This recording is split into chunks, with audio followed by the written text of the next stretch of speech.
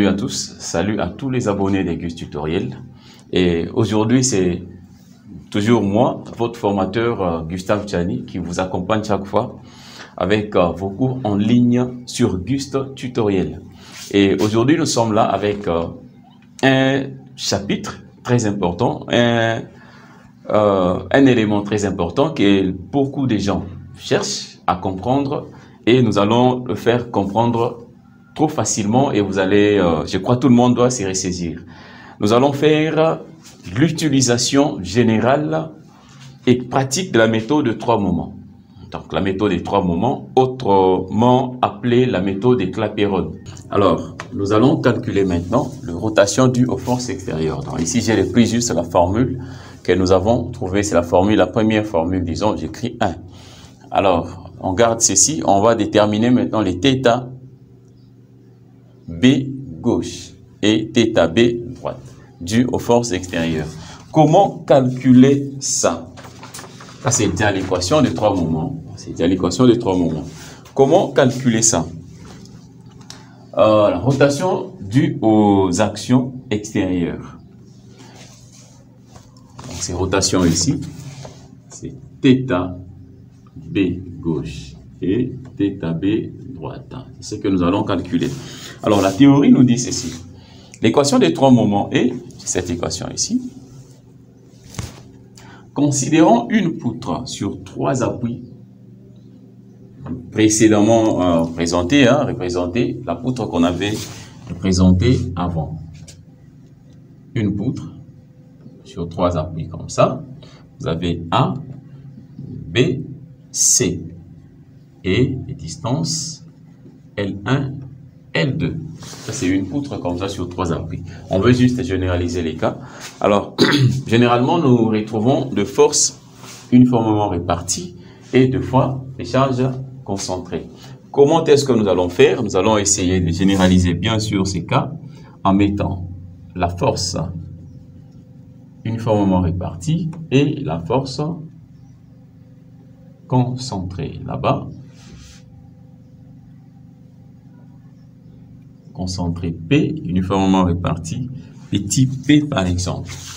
Alors, je crois que c'est ça. Alors, l'appui C. Considérons une poutre sur 3 appuis, tel que je l'ai fait. On le dit.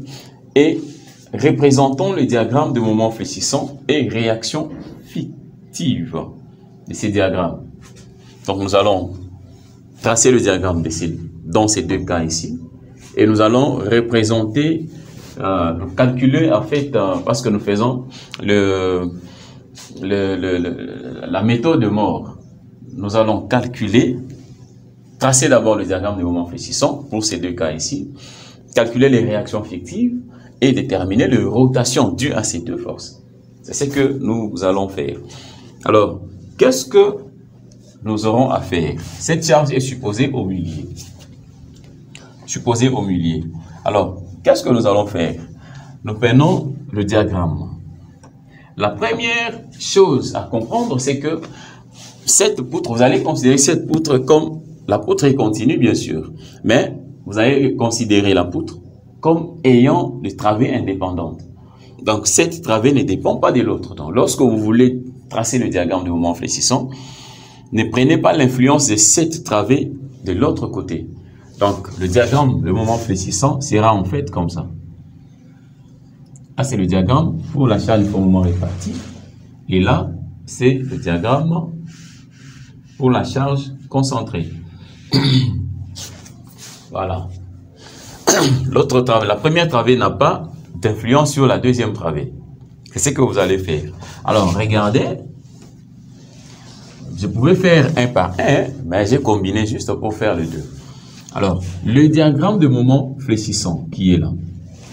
Les moments max ici, pour la charge uniformément répartie, nous avons fait ça. Pour la charge uniformément répartie, c'est PL carré sur 8. Je sais que vous retenez bien la formule. PL carré sur 8. Donc, ici, ça sera en fait la hauteur de ces diagrammes. La hauteur du diagramme. Donc, le moment sera PL carré sur 8. Mais L, c'est L1. L carré sur 8. nous allons calculer la surface de ces diagrammes. C'est cette surface qui sera la charge fictive, en fait, sur le nouveau système. Alors, cette charge, je calcule la surface de ces diagrammes ici. La surface S, j'appelle ça S1. S1 sera égal, du fait que nous avons affaire à une parabole, vous allez voir dans nos indications, avant de commencer même les exercices, vous allez très bien comprendre. La surface, vous pouvez voir aussi même nos cours sur le centre de gravité, résistance des matériaux. En résistance des matériaux, centre de gravité, vous allez retrouver la démonstration de ces formules. Donc, ça sera 2 tiers de la hauteur, c'est pour la surface d'une parabole, d'une surface parabolique en fait, délimitée par une parabole. Donc 2 tiers de la hauteur c'est P. S'il faut calculer la surface de ce triangle, vous aurez S2 égale, c'est la base fois la hauteur divisée par 2, la surface d'un triangle. Alors la base c'est L, la hauteur c'est ça, c'est L2.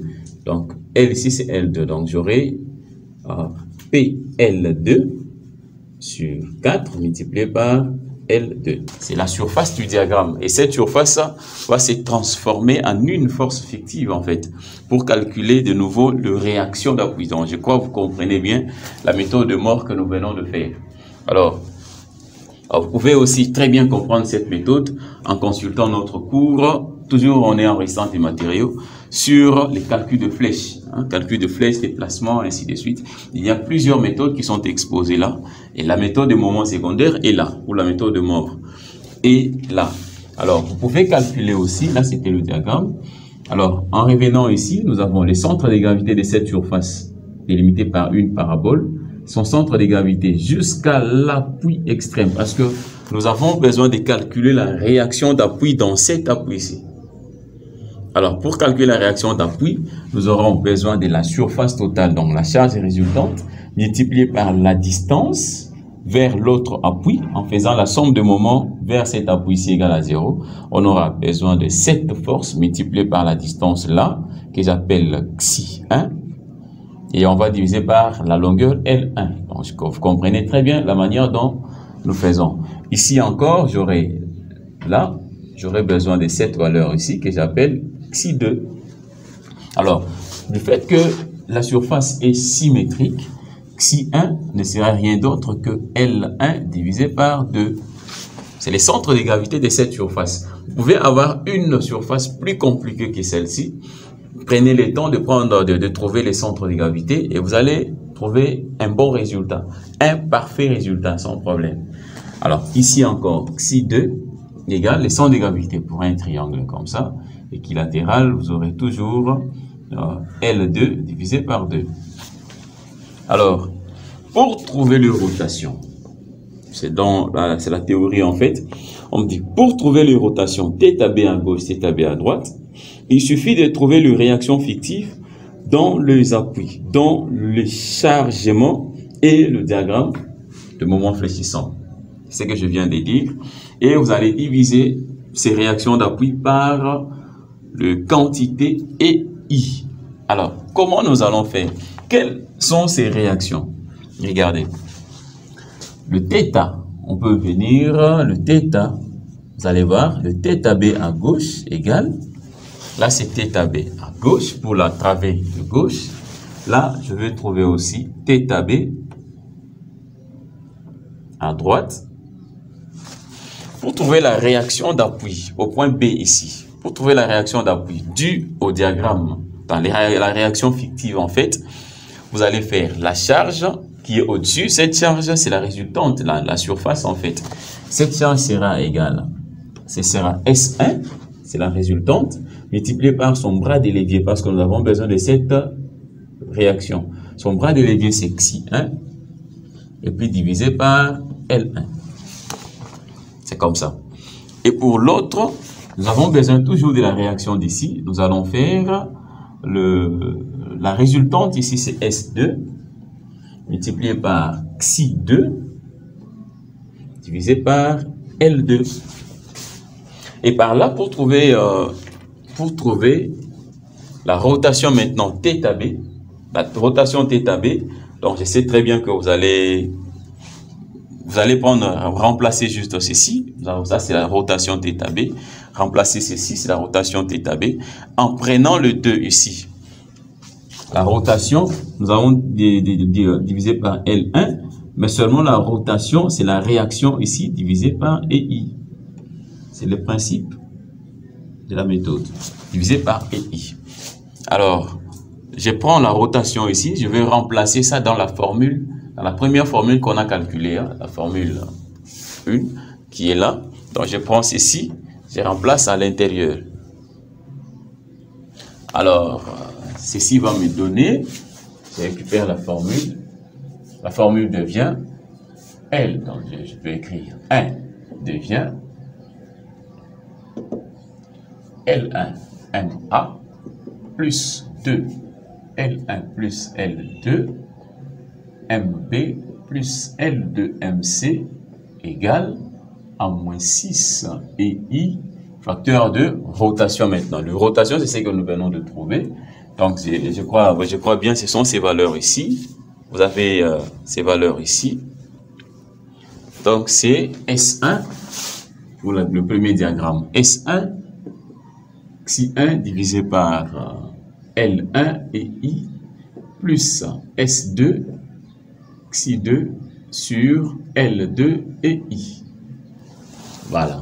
Le EI peut tomber. Et là, la formule devient L1 MA plus 2 L1 plus L2 moment B plus L2 moment C égale A moins 6 facteur de S1 Xi1 sur L1 plus S2 Xi2 sur L2. C'est ça en fait l'équation de 3 moments. L'équation des Clapeyron en fait.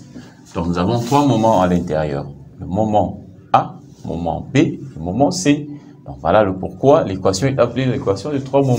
En fait, c'est la formule des Clapeyron. Donc c'est l'équation de 3 moments.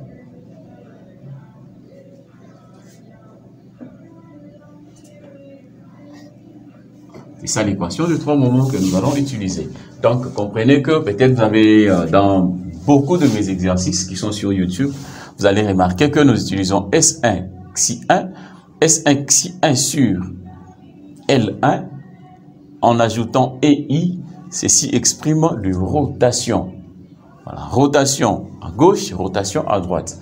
Donc, c'est ça, en fait, l'équation de 3 moments que nous avons démontré. Donc, je crois que nous avons fini cette partie théorique et nous allons essayer de faire certains exercices pour éclaircir, en fait, voir, pour montrer comment est-ce que nous allons utiliser cette formule dans des exercices pratiques.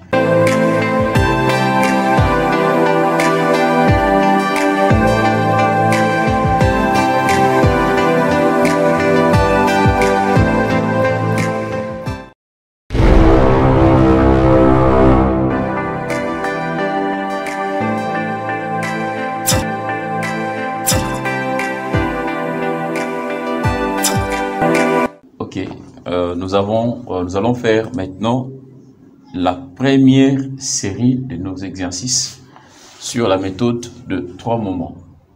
Alors, l'exercice en question est là. Dans le premier exercice, en fait, nous allons essayer de voir comment est-ce que nous allons utiliser cette méthode et de faire avec des charges qui ne sont pas numériques, avec des charges qui ne sont pas numériques, des longueurs qui ont juste valeur des lettres. On peut voir ça et vous allez très bien comprendre comment ça fonctionne. Alors, nous avons cette poutre.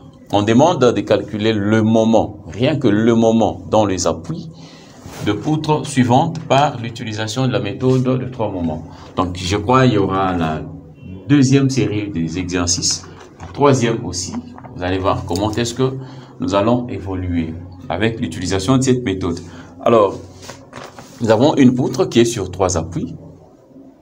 Cette poutre est une fois hyperstatique. Le nombre de degrés d'hyperstaticité correspond au nombre d'appuis intermédiaires. Alors, nous avons un seul appui intermédiaire. À gauche, la travée est chargée par P1. À droite, nous avons P2. Nous avons la longueur L1, L2. Comment nous allons partir? Nous allons essayer de tracer le diagramme de moment fléchissant pour ces côtés ici. Le diagramme de moment fléchissant de l'autre côté aussi. Donc, je vais pouvoir séparer. Regardez ce que je fais. Je trace le diagramme. Là, c'est le diagramme de moment fléchissant. Pour ces côtés, le diagramme sera comme ça. Il sera comme ça. Là, c'est le diagramme pour l'autre côté aussi.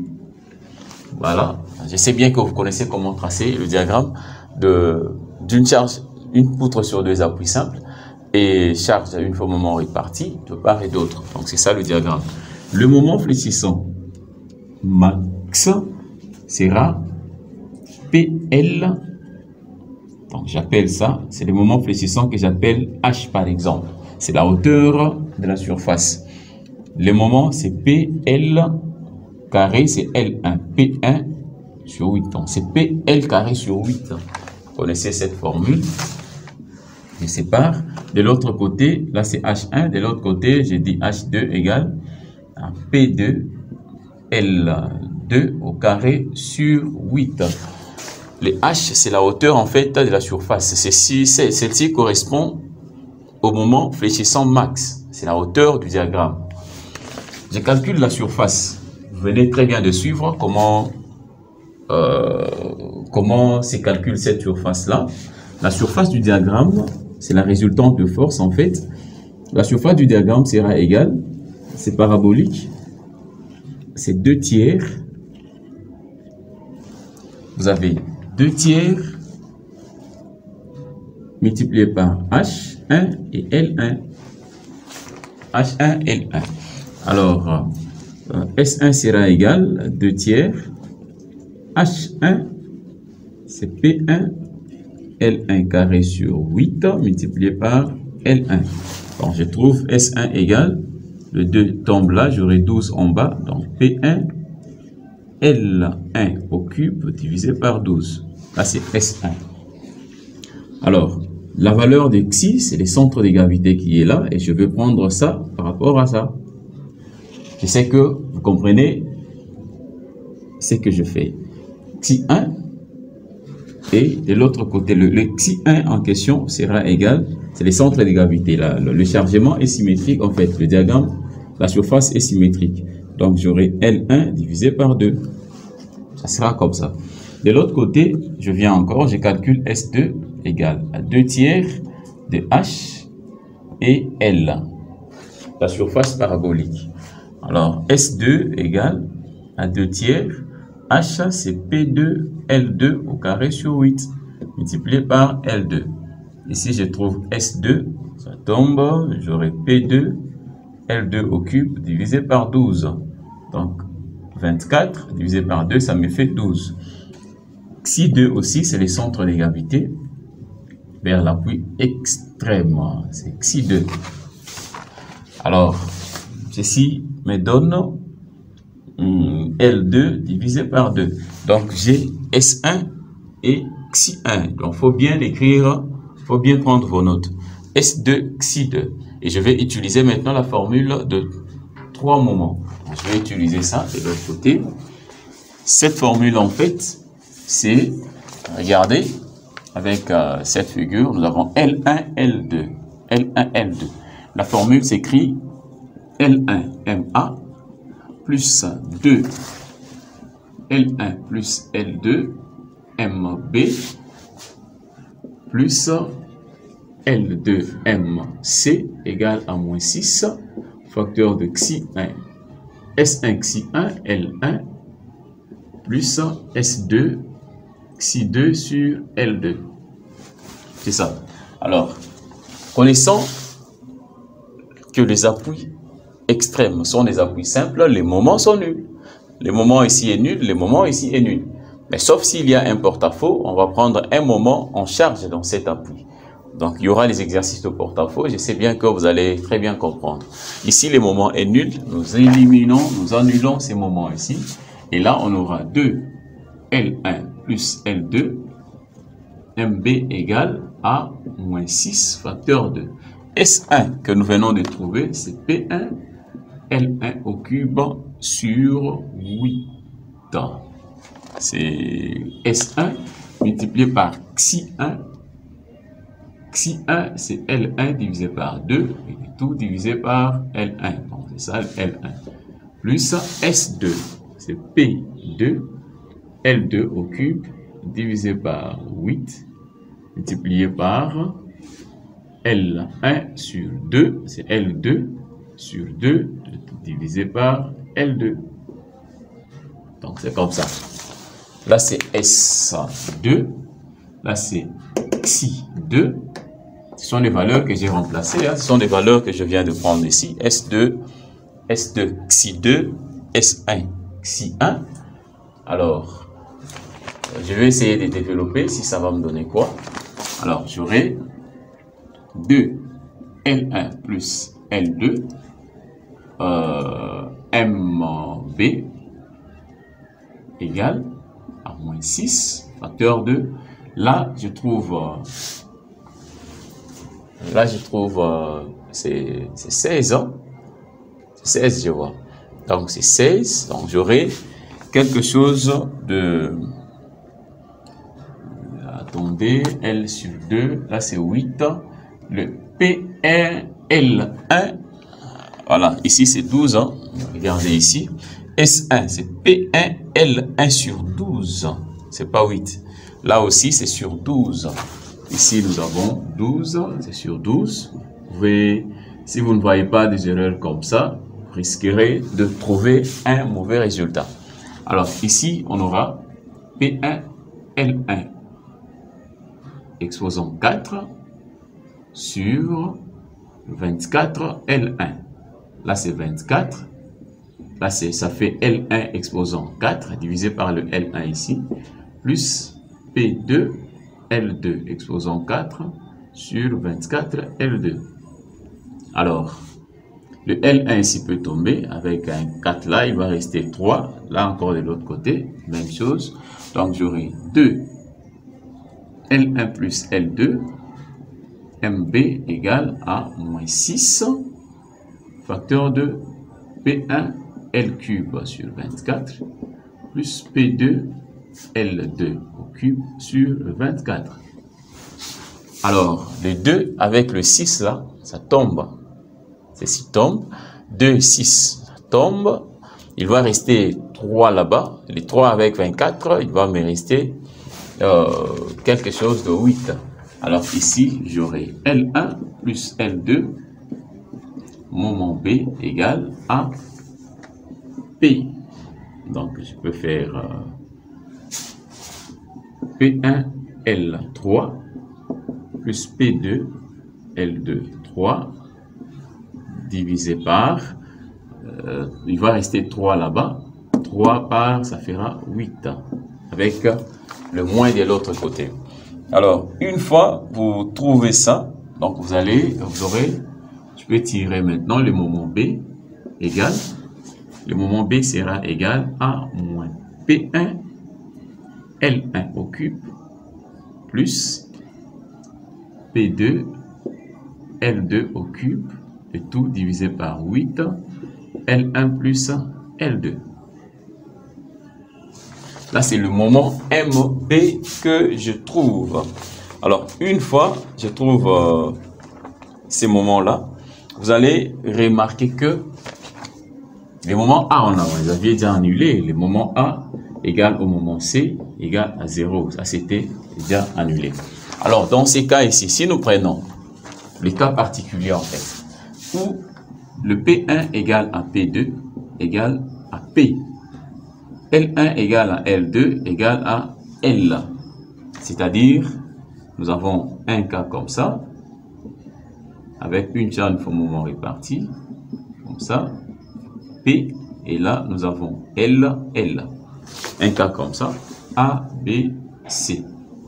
Nous remplaçons tout simplement P, 1 P2 par P. Donc, vous allez voir que le moment B sera égal à moins P, L au cube plus P, L au cube divisé par 8, L plus L. Ici, vous aurez 2L, 2L. Là aussi, vous aurez moins 2PL cube divisé par 8 fois 2L. Les deux tombent et j'aurai le moment B égal à PL cube moins sur 8L. Je vois. Sur 8L. Si vous prenez le 8L, le L ici tombe. Et là, j'aurai moment B égale à moins PL carré sur 8. Là, je trouve le moment B. Je sais que le moment A sera égal à moment C sera égal à 0. Donc, je crois vous comprenez très bien. Alors, si je prends un exemple pour l'utilisation de ces formules, par exemple, regardez, là, j'ai trouvé mes valeurs, j'ai trouvé. Alors, je prends un exemple, je me dis, un exemple dans un exemple. Donc, je prends ça, je me dis, la charge qui est au-dessus est de 5. Prenons P égale à 5 kN par mètre. L'appui A, B, C. Comme distance, nous avons 3 mètres. 3 mètres, c'est la valeur de L en fait. Trouvez le moment au point B. Je peux utiliser ma formule qui est là, que je viens de trouver. Donc, je peux faire le moment au point B égale A moins P, L carré sur 8. Donc, je fais P, c'est 5, moins 5, fois L, c'est 3 au carré sur 8. Alors, ça sera moins 5 fois 9 divisé par 8. Et là, si vous calculez le moment B, vous allez trouver quelque chose de 5,60. Vous allez essayer un peu de la valeur, hein, 5,625 kN/mètre. Essayez un peu la valeur, parce que j'ai... Voilà. Et puis, vous avez le moment A qui sera égal, moment C égal à 0. Donc, c'est comme ça que nous avons calculé le moment dans ces appuis-là. Donc, regardez, le moment B, c'est la formule générale de ces cas-là. Moment A égale à 0. On peut généraliser ces cas de cette manière. Je me dis, pour cette poutre, vous allez retrouver, il y a des tableaux qui vous donnent le formule, hein, Vous avez une poutre L1, L2, là c'est la charge P1, là c'est la charge P2, l'appui A, B, C. On vous donne le moment A égale à 0, le moment B égale à 0, le moment B n'est pas 0, c'est C qui est 0, le moment B égale, et on vous donne une formule comme ça dans un tableau, L1 au cube plus P2, L2 au cube divisé par 8, L1 plus L2. Voilà, c'est ce qui a été demandé dans notre exercice pour faire notre, pour rendre en fait isostatique notre poutre. Donc je crois que nous avons fini cet exercice. Donc xi2 égale à L divisé par 2. Je vais maintenant utiliser la méthode de 3 moments. Comment utiliser la formule en fait de 3 moments? Cette formule sera la valeur de la longueur. À gauche, c'est L0. Donc j'aurai L0 multiplié par le moment dans l'appui A0 plus 2 fois L0 plus L, le moment dans l'appui A, c'est l'appui du milieu pour ces cas ici, plus L, le moment dans l'appui B, c'est l'appui extrême, égal à moins 6, facteur de S1, Xi1 sur L1, plus S2, Xi2 sur L2, c'est la formule. Alors, L0 égale à 0, le moment aussi l'appui extrême, c'est 0, l'appui simple, j'enlève ça. Je supprime aussi le moment B parce qu'il est nul. La distance L0 aussi, c'est 0. Alors j'aurai ici 2 LMA égale à moins 6, facteur de S1, c'est 0. Si 1 c'est 0, la longueur d'ailleurs, la longueur ici c'est la longueur L0. 0. C'est 0, ça tombe. Je reste avec S2. S2 qui est ici. S2 c'est PL cube sur 12. Donc c'est PL cube sur 12. Facteur de Xi2 c'est L sur 2. Et puis les tout divisé par L2. Donc c'est L en fait. Alors le L tombe.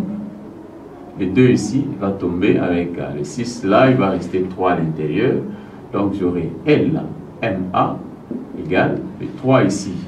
J'aurai 3 PL cube sur 24 moins. 24 par 3, ça me fait 8. Le L ici tombe de l'autre côté, il va rester 2.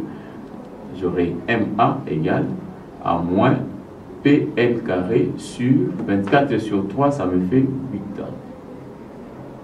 Vous avez le moment A, le moment au point B sera égal à 0 parce que l'appui est extrême. Donc c'est ça, nous venons de trouver le moment au point A pour une poutre encastrée d'un côté, vous voyez très bien, et appuyé simplement de l'autre côté.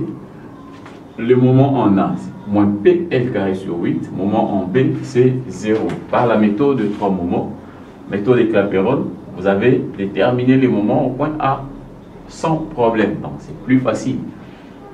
Ceci, cette valeur, vous pouvez vérifier cette valeur avec l'application, je ne sais pas, la formule de Castigliano. Vous pouvez utiliser n'importe quelle méthode que vous pouvez utiliser, vous aurez la même formule. Vous aurez la même valeur du moment au point A. Nous avons fini le deuxième exercice. Nous allons faire le troisième. Nous avons notre troisième exercice que nous allons faire. C'est cet exercice-là. C'est que on nous demande de faire le même travail, hein, déterminer les moments inconnus de la poutre par la méthode de Clapeyron. 3 moments. Alors, vous voyez cette poutre est continue.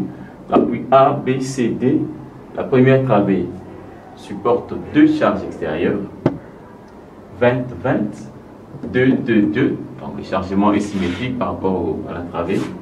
Et là aussi, nous avons une charge uniformément répartie. Et là, il y a un porte-à-faux qui est de l'autre côté.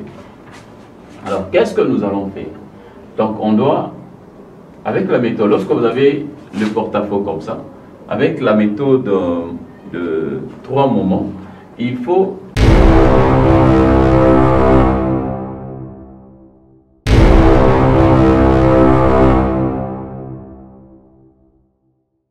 vous avez besoin de suivre ces cours en intégralité. Cliquez sur le lien qui est en dessous du titre en fait de la vidéo. Vous allez vous retrouver directement dans le site Gus Tutoriel, ou soit aller carrément sur www.gustutoriel.com ou encore gustutoriel.com sur Google. Vous serez redirigé dans le site Gus Tutoriel et vous allez retrouver tout le cours en intégralité, donc du début à la fin, sur l'utilisation et l'application de la méthode de 3 mots.